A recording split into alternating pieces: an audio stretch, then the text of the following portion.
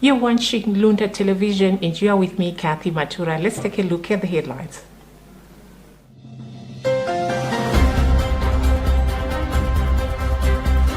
Pope Francis encourages Christians to fill pessimistic societies with gospel joy. Parliament passes amended tobacco industry bill. Members of Parliament challenged to spearhead the fight against corruption. On the international scene, death toll from Kenya floods surges as thousands left homeless.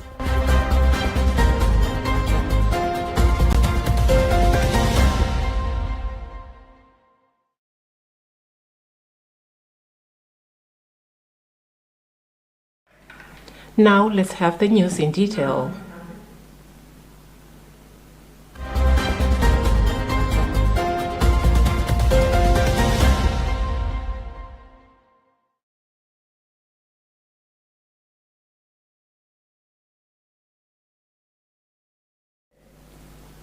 From the Vatican, Pope Francis reflected on his apostolic exhortation Evangelii Gaudium in his catechesis on apostolic zeal at the Wednesday General Audience. Monsignor Philip Ciampanelli, an official of the Secretariat of State, read the Pope's prepared catechesis since he is still recovering from pulmonary inflammation. He focused on the actuality of the Christian proclamation of the joy inherent in the message of Christ. Emmanuel Chiwocha reading a Vatican News report. Pope Francis said technological processes and individualism frequently combine to hand over our natural desire for greatness of voracious economic logic. He noted that the temptation of unified human thoughts is to descend into nationalism and thirsty for power. In response to this situation, Pope Francis said Evangelii Gaudium sought to invite the Church to evangelize our culture by understanding humanity's new ways of relating to God and each other. Truth, added Pope Francis, become more credible when we bear witness to it with our lives. He went on to offer a more positive outlook on contemporary culture, noting that the gospel offers a message of hope for every age, including our own. The Church, said the Pope, must go out into the streets of our world to foster encounter and unity, rather than shouting the name of Jesus from the balcony. In conclusion, Pope Francis said the Church should be at the crossroads of the society so that Christians may fill our pessimistic societies with the hope and joy of the gospel.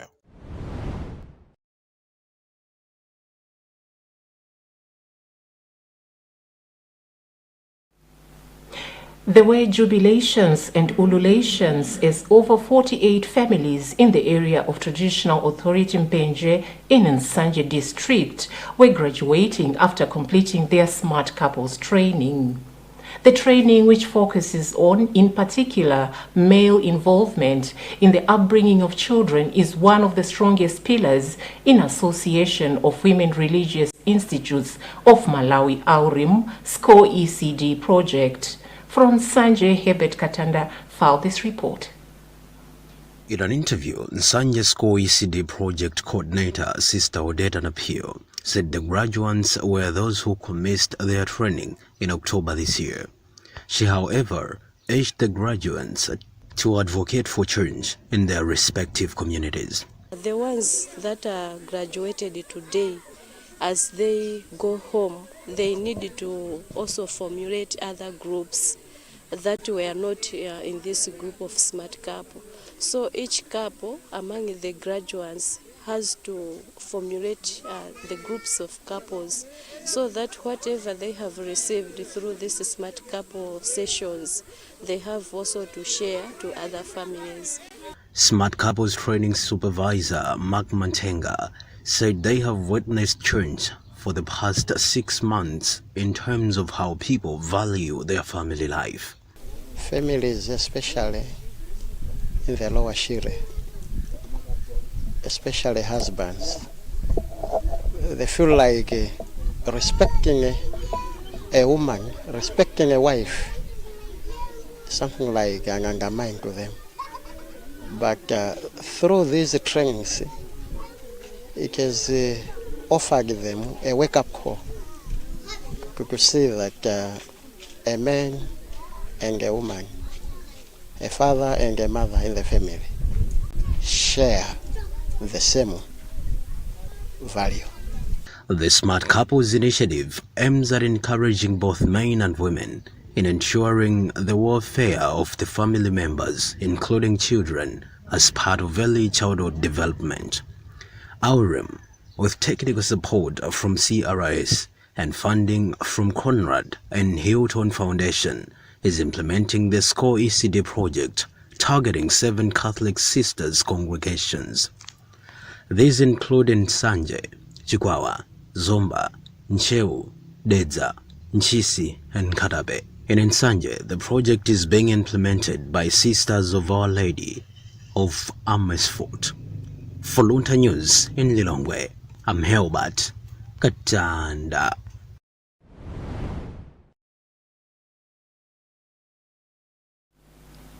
Communities in the areas of traditional authority Lundu in Chikwawa district have sent a clap of contentment to the Association of Women Religious Institutes in Malawi, Aurim, for its continuing efforts in ensuring that the early childhood development is thriving in rural areas. One of the project promoters, Dina Mchenyera, said this during a material distribution exercise at Makanga Primary School ground in the district. We have Herbert Katanda once again.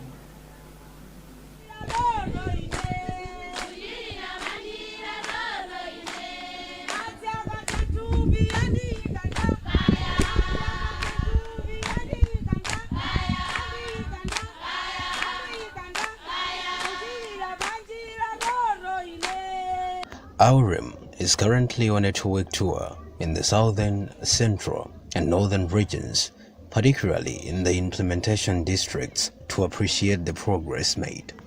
In an interview, one of the project promoters, Dina Mchenyera, said the project has provided a platform for rural residents to share their stories and opinions. She said the initiative has also instilled a serving culture among the people in Chikwawa district. Kuyamba wa project yamera mpoyamba kuchokera mu chaka cha 2022. Since 2020, when the SCORE ECD project began, it has been instrumental in advancing skills in childcare and expecting mothers. They have not only given us fish, they also taught us how to fish. In a separate interview, one of the beneficiaries, Ronex Benson Chibakuza, said the project provides lessons to men on the affairs of the family. The project has helped us men a lot. We were ignorant of our roles in the family. We are now loving to our expectant wives. We even caress their berries, and our homes have changed.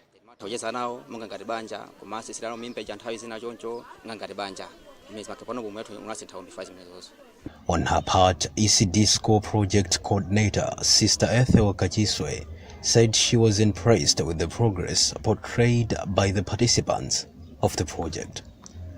Aurum, with technical support from CRIS and funding from Conrad and Hilton Foundation, is implementing the SCORE ECD project, targeting 7 Catholic sister congregations. The project aims at ensuring the upbringing of children with interventions of both parents by outschooling their roles. In Chikwawa, the project is being driven by the Catholic Sisters of Mary, Console of the Afflicted. For Luntha News in Chikwawa, I'm Helbert Katanda.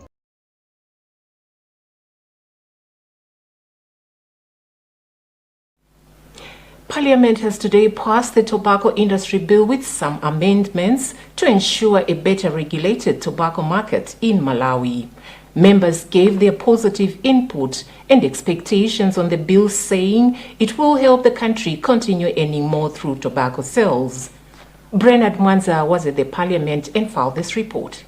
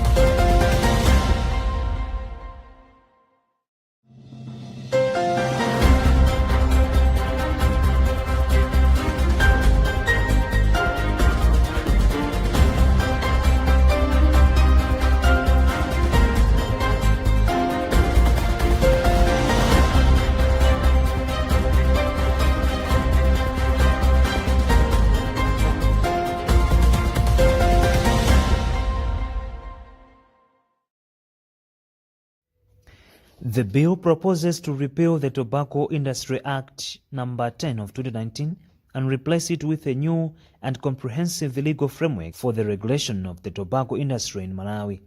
It also seeks to establish the Tobacco Commission as the regulatory body of the tobacco industry in Malawi and prescribes its functions and powers, provides for a licensing framework for stakeholders in the tobacco industry, including Growers and Growers Association, Transporters and Transporters Association, buyers, commercial graders and floors operators, among others.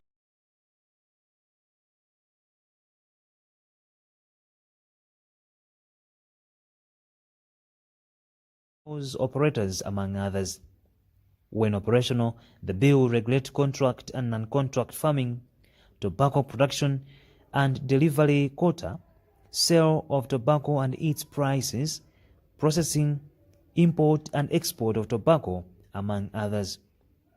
Minister of Agriculture Sam Kawale says this meets the criteria and expectations of the tobacco industry across the world, as it is dealing with issues of tenancy and child labor. The expectation is that we're going to have a robust tobacco industry. Those companies who said there's something wrong with the Malawian laws, they're now going to come. Those who are saying that Malawian tobacco has got human rights violation issues, they're going to start coming back. And other companies who do not particularly buy from Malawi directly, but they are buying indirectly from Malawi, they can also start coming and operate or buy on the third tier of the whole process. During the debate, most members of parliament commented positively on the bill while proposing for some amendments to ensure its effectiveness. From Parliament in Lilongwe, this is Bernard Mwanza.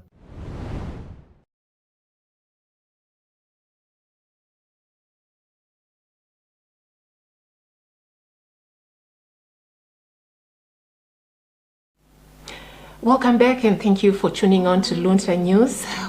You are with me, Kathy Matura, but before we proceed, a recap of our top stories once again.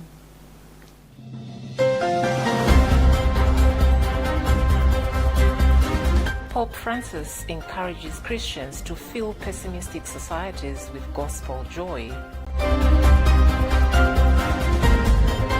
Parliament passes amended tobacco industry bill.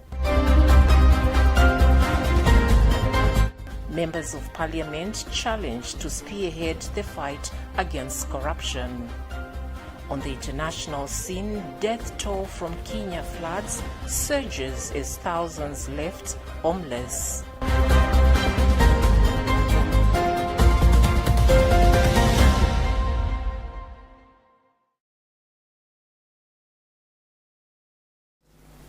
Moving on, Malawi has been performing on -0 remarks on a world governance indicator in fight against corruption, with Afrobarometer indicating that 77% of Malawians believe that corruption actually increased by the year 2022 despite the change in leadership. This is according to a keynote presentation by governance expert Henry Chingaipe during Parliament's 2023 Anti-Corruption Day performance on Wednesday in Lilongwe. Speaker of the National Assembly Catherine Gotani Harris says corruption must be treated as a cancer as it deprives people's access to critical services. Our Robert Edward reports.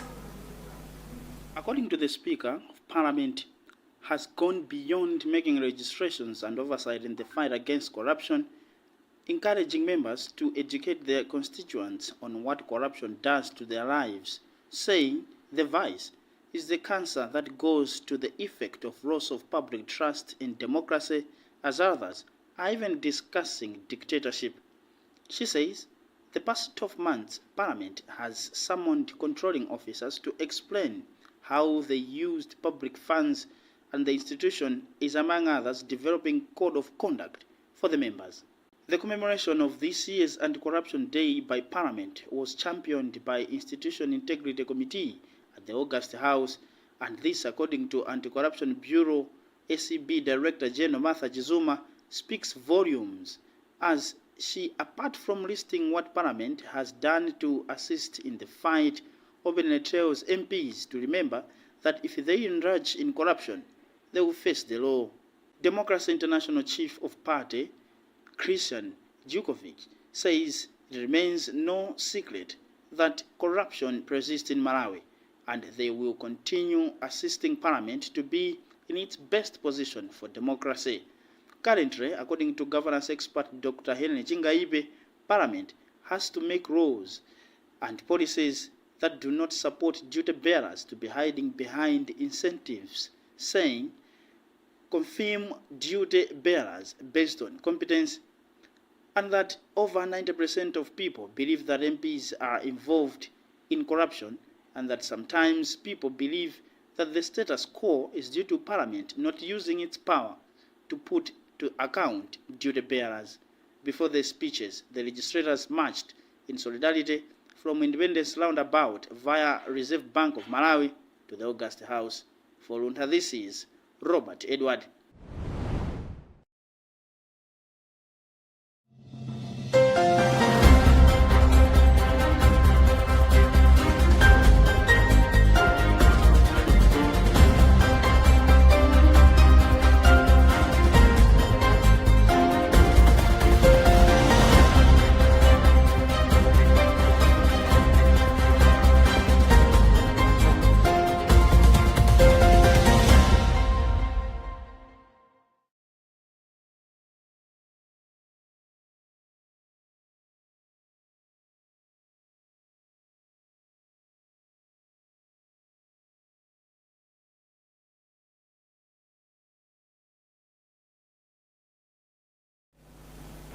Bee farmers in Balaka district in the areas of Sub-TA Chembera have expressed optimism on improving the honey that they produce following the donation of new equipment from Find Your Feet organization.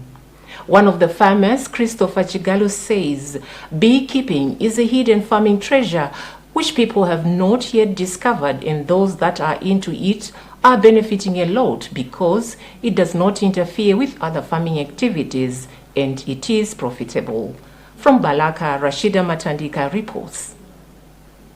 Apart from the beehives, the farmers have received honey pressers which will replace their local methods of using wrappers and containers to sieve the honey, and according to Chigalu, the new equipment means they will be producing improved honey.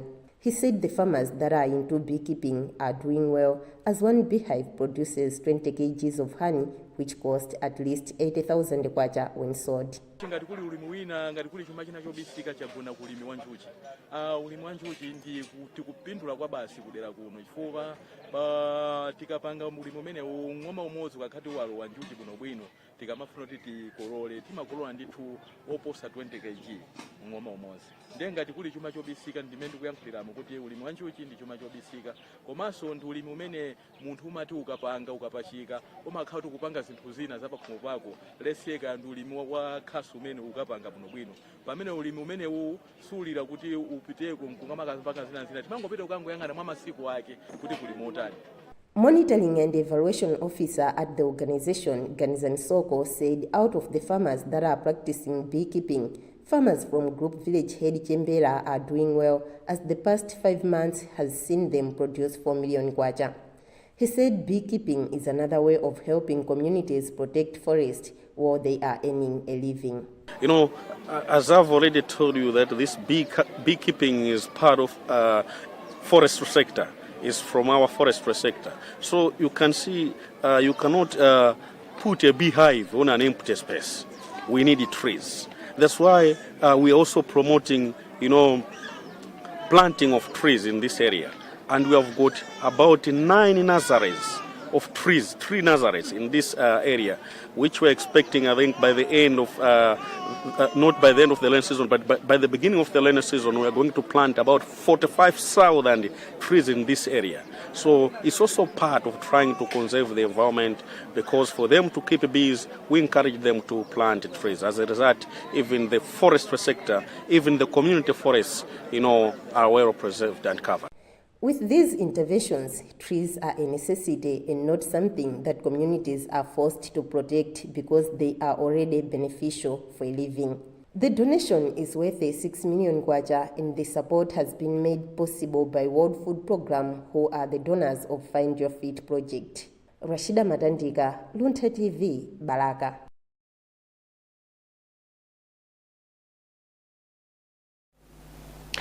On the international scene, at least 120 people have died, and the members of almost 90,000 households have been displaced by flooding in Kenya.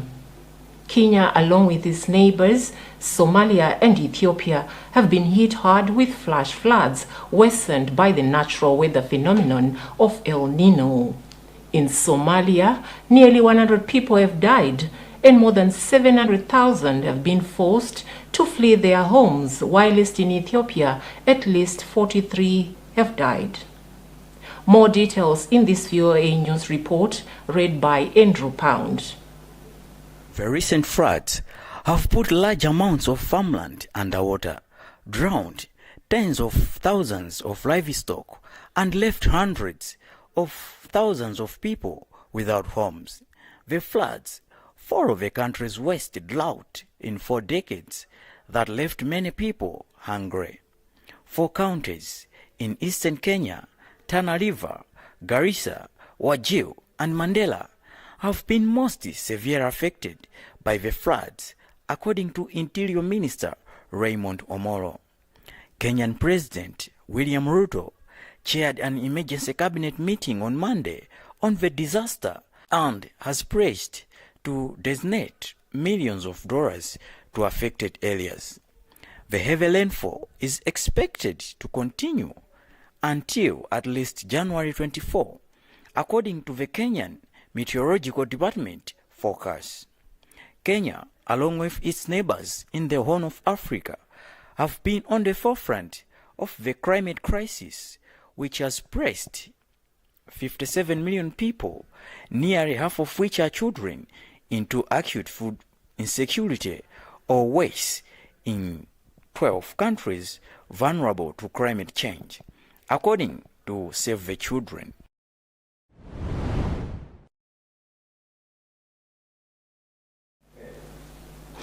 That tragic story from East Africa brings us to the end of this bulletin. But before we go, let's have a recap of the top stories.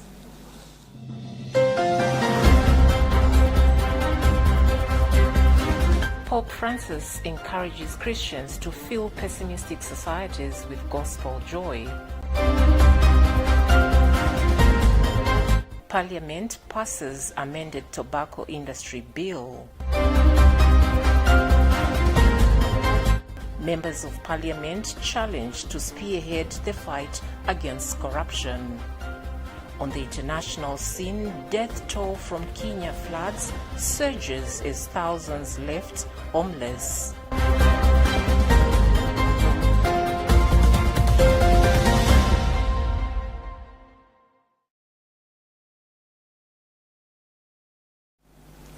Thank you for choosing Luntha Television. You were with me, Kathy Matura. Goodbye for now.